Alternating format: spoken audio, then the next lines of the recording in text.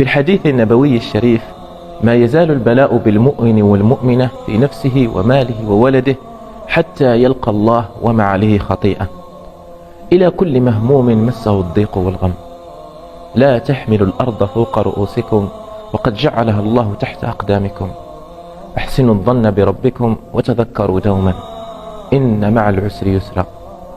يقول أحد الشعراء: يا صاحب الهم إن الهم منفرجا، أبشر بخير فإن الفارج الله.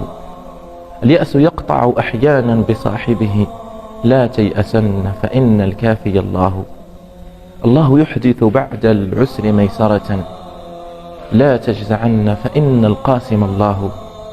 إذا بليت فثق بالله وارض به، إن الذي يكشف البلوى هو الله. والله ما لك غير الله من أحد، فحسبك الله في كل لك الله. اصبر وتصبر دوما، واعلم أن الله بأهل البلاء والهم لطيف رحيم.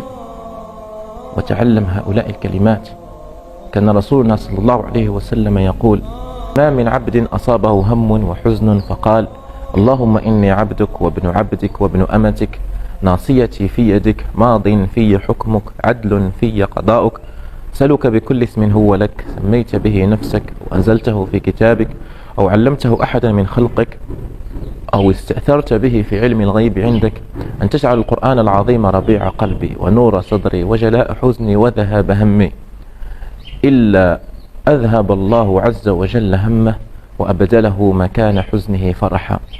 قالوا: يا رسول الله، ينبغي لنا أن نتعلم هؤلاء الكلمات. فقال عليه الصلاة والسلام: أجل، ينبغي لمن سمعهن أن يتعلمهن.